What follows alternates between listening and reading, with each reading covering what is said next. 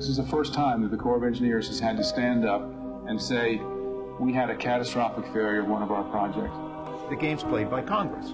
They tell the Corps what to do, and they give the Corps money to do it. The Corps beneficiaries then give money back to Congress so they can get reelected, and the machine just rolls. In essence, everybody remains on payroll.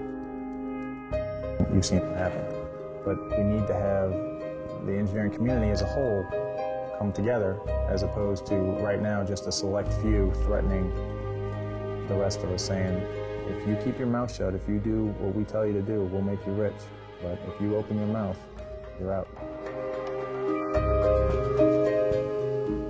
We're putting Fox in charge of the hen house.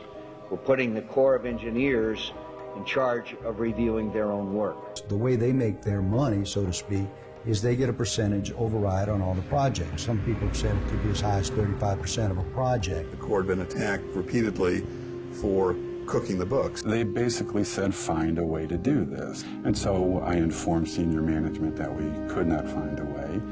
And their immediate response was to demote me and put an engineer in charge of the economics. The Corps of Engineers installed pumps that their own engineers had said weren't appropriate for the task. The pump supplier is politically and otherwise connected to our president's brother, Jeb Bush. Those pumps all work. Have any of the pumps fully tested at either one of those locations? Great question. The answer is no. The pumps, yeah, but your in-house memo says you knew they didn't work upon delivery. The Senate didn't want any information leaking out. And then he sent us an email and said, I'm going to be out of the office for the rest of eternity, and I'm being replaced by so-and-so, who is now your point of contact. And so we realized, okay, the cover-up has found us.